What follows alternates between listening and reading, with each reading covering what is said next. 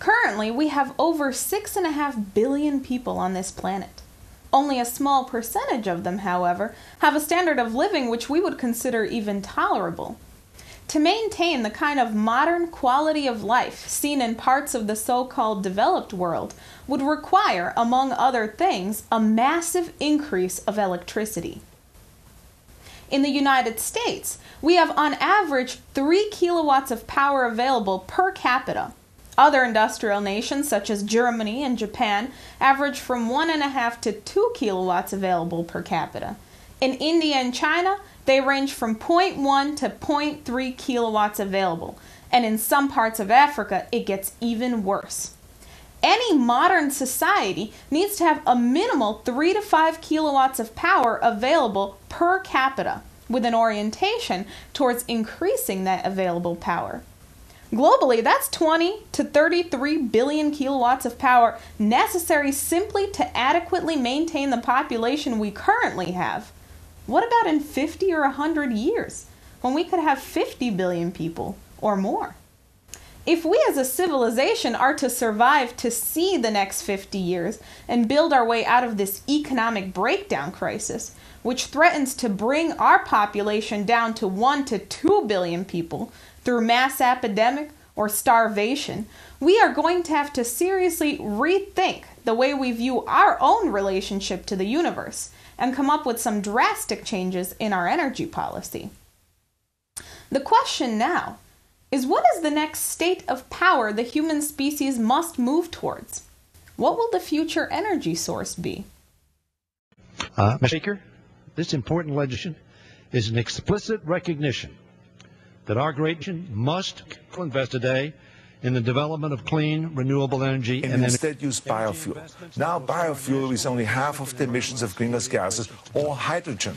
No emissions. I challenge our nation to commit to producing 100% of our electricity from renewable energy and truly clean, carbon-free sources within 10 years. And to use the funds for research into renewable energy resources and incentives.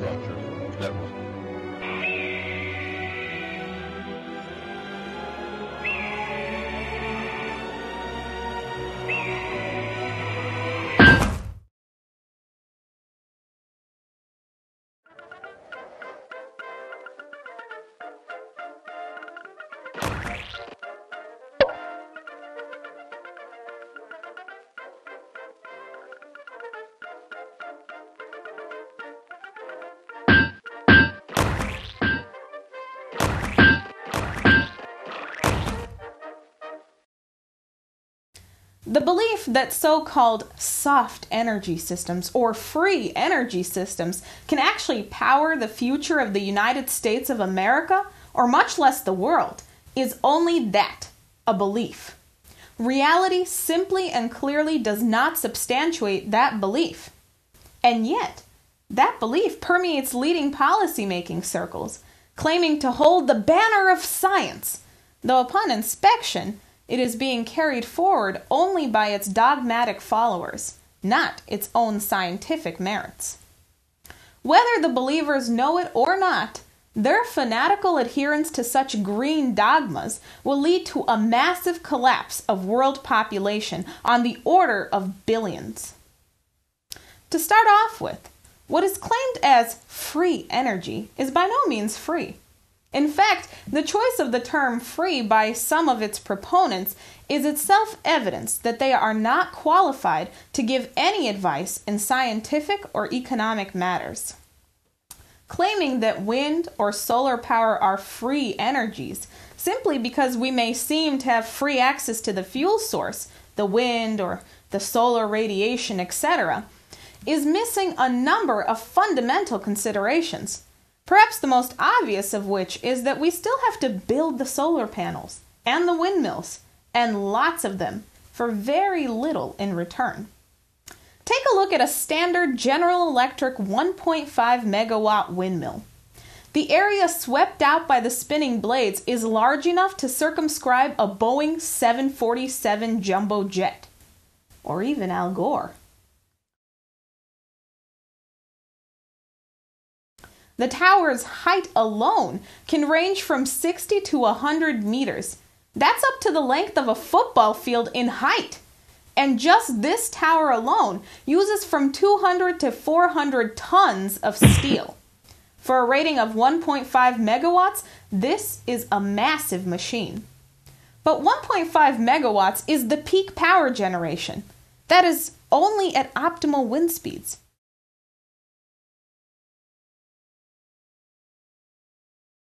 However, wind speeds clearly vary, when there's any wind at all.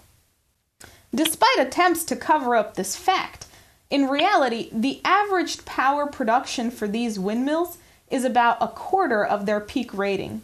In this case, slightly more than a third of a megawatt. Rather than believing that this is free energy, look at the full production process of that massive windmill and then ask, how efficient is this? Comparing the physical cost of production to society against the gain to society.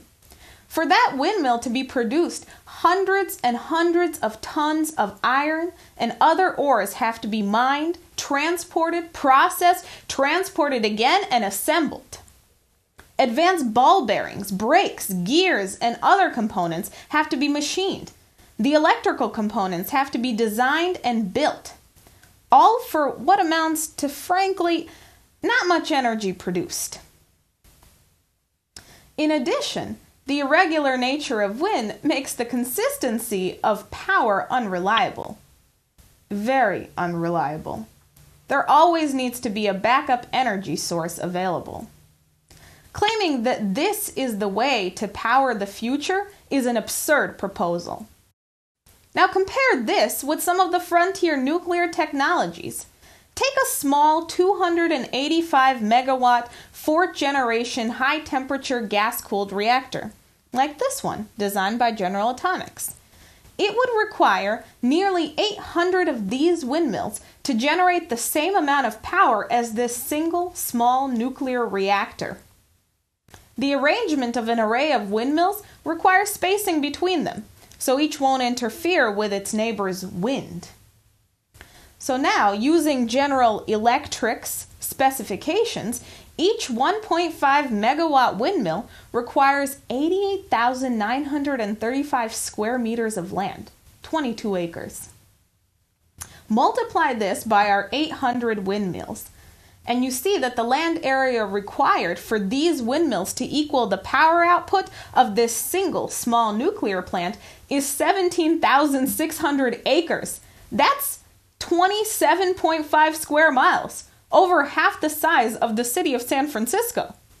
This 285 megawatts of power would only provide roughly 1/3 of the city's average power usage.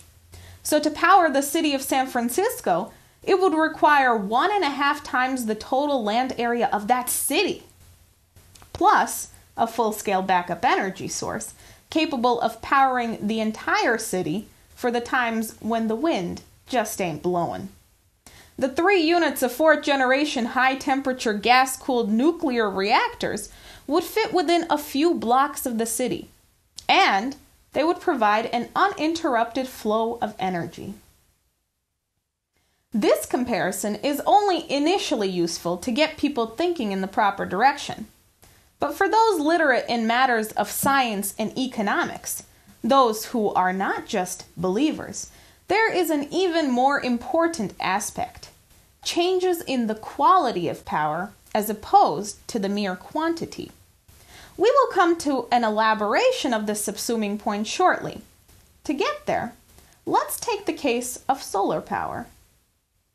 Now, in the attempt to harness solar radiation as an energy source, we again see a highly inefficient process. Take the recently constructed and hyped up Nevada Solar One power plant. This plant is rated at 64 megawatts, but that is the power generated at high noon on a clear day. When the less solar-intense periods are averaged in, the actual average generating capacity is about 15 megawatts, less than a fourth of the peak rating. This plant covers an area of 400 acres, well over half a square mile. Comparing this with our earlier example of powering the city of San Francisco, it would take 57 such Nevada Solar One plants to generate the same amount of energy as the 2,400 windmills or the 3 small nuclear reactors.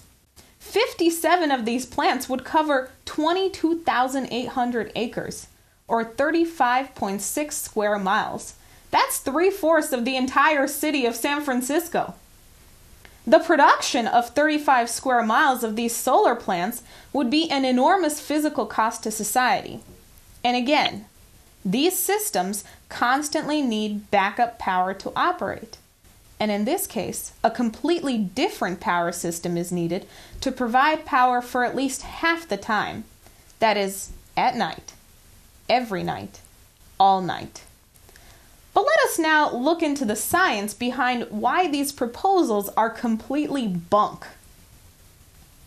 The fundamental problem with solar as a source of power is that there is a fixed amount of sunlight that actually reaches the surface of the Earth. This can be measured as the number of watts the surface receives in a square meter. In the United States, on a yearly average, we receive about 200 watts per square meter.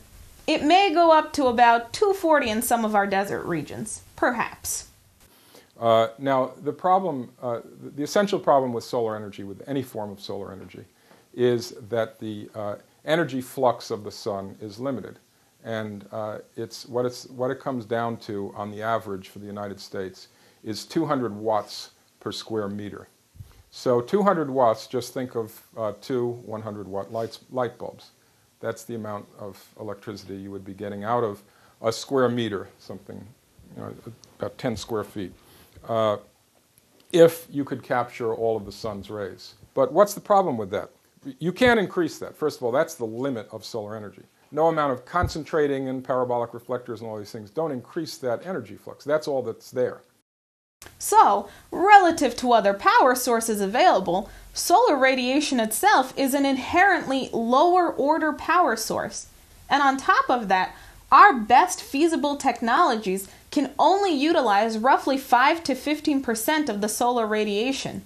While 30% efficiency has been achieved in laboratories, these are at extremely high costs, making them not commercially feasible. But 5 or 15% or hell, even 30% efficiency, through whatever advanced technology is applied, the bottom line is that you are still bounded by a lower order energy source from the very beginning. So instead of masturbating with photovoltaic cells or parabolic reflectors or other little gadgets, let's take our investigation from the top and look at the inherent boundaries of different energy sources by comparing the energy densities of various fuels. The energy available from the fissioning of less than 2 grams of uranium is equal to the energy available from the burning of either 1,260 gallons of oil, 12,300 pounds of coal, or 23.5 tons of dry wood. Again, that is compared to less than 2 grams of uranium. So when comparing the fuel sources by weight, the fissioning of uranium is 3 million times more powerful than burning coal, and 2.2 million times more powerful than burning petroleum. This simple comparison points to a hierarchy among these power sources. Looking at the varying densities of power is illustrative of this, but it is still a quantitative comparison, comparing the different power sources by the change in quantitative amount of energy per weight. The real question remains: what underlies this? What governs this effect we measure as a quantitative change? In order to understand this, let's take our cue from the ingenious work of the lowly little chlorophyll, nature's powerhouse. With the use of solar radiation to generate electrical power, we see a very inefficient process which relies on turning a fixed amount of low-density solar radiation into heat and electrical current. Rather than simply relying on the fixed abiotic energy coming from the sun, The chlorophyll molecule converts solar radiation into the energy and the byproducts necessary to both sustain and develop the higher order processes of the biosphere, or life. The plant takes in carbon dioxide from the air, water and other nutrients from its roots, and uses solar radiation to turn these products into food, or sugars for the plant to eat, and oxygen for our biosphere to grow.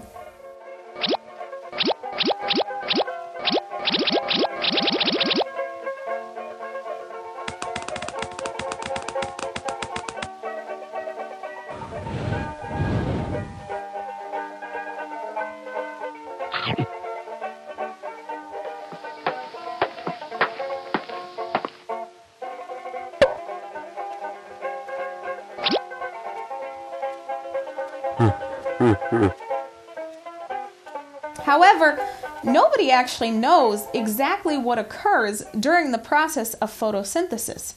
The process is actually much more complex than a mere series of chemical reactions, despite popularly accepted academic opinion. Through photosynthesis, plants convert carbon dioxide and water into sugars and other products. Although these same sugars can be synthesized in a laboratory, it takes much more energy and resources. Using the chlorophyll in its leaves, the plant can do it more efficiently. That's why we still derive our sugars from plants, not from chemical plants. We may not know how the plant can so efficiently convert these inorganic substances into the basic products necessary for all life. What we do know is the effect of this process produces a qualitative rather than mere quantitative upshift. Now, we are no longer simply measuring kilowatts of power as such, but instead are looking at the transformative power of chlorophyll itself. By utilizing chlorophyll, the plant uses the solar radiation far more effectively than a photovoltaic panel or a solar concentrator plant. Rather than a linear abiotic process, the plant increases the transformative power of the biosphere, producing oxygen, food, and other byproducts that are essential to life on Earth. Now that is an effective use of solar power.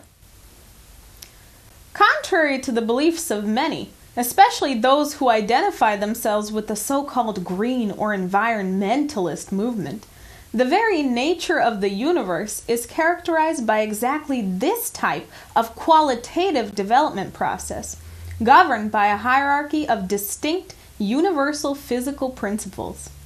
The biosphere itself, expressing a distinct universal physical principle of a higher transformative power than abiotic processes, has been increasing its power in the universe and playing a more and more dominant role in constantly changing the Earth. The idea of some equilibrium state or sustainability is foreign and contrary to the universe itself. Rather, we exist as an integral part of a universe where the fundamental overarching directionality is a process of development, not in simple quantitative increases, but in successive nonlinear shifts to higher states of organization, what may be best described as an anti-entropic process. The development of the solar system expresses this, the development of life on the planet expresses this, and the very creative nature of human beings and healthy human societies express this. So rather than building forests of solar panels, or worse, burning these amazing plants for fuel, which will actually increase the surface temperature of the planet, let's use irrigation to green the deserts and create a better quality of life for the people on this planet. It is from this basis that we must determine the economic policies we need. Nuclear fission power represents a qualitative upshift in society, and its immediate implementation as the dominant power source globally is a must. We have a water crisis. Instead of being completely dependent upon the more limited supplies of fresh water from rivers, from lakes, and rain, high-temperature nuclear reactors can make the large-scale desalination of ocean water possible, through energy-intensive processes such as reverse osmosis and flash distillation. With the higher temperatures of the new fourth-generation gas-cooled nuclear reactors, it becomes possible to efficiently produce hydrogen and hydrogen-based fuels, which can replace the burning of petroleum products for fuel. The hydrogen can be produced from water through either electrolysis or thermochemical splitting. This changes the resource base of our economy, freeing up petroleum for the production of plastics and other petrochemical products, and increasing the transformative power of human society. This increase in transformative power is invisible to anybody measuring in calories or joules. To get an indication of this, we must use the metric of energy flux density of our power source, measuring the concentration and density of power per cross-sectional unit of area. Nuclear power is the beginning of mankind's mastery of an entire range of subatomic processes and associated technologies. Not only do we have access to the energy and power from the splitting and fusing of atoms, and that's a hell of a lot of energy, but whole new fields of science have opened up in man's brief exploration of the subatomic domain.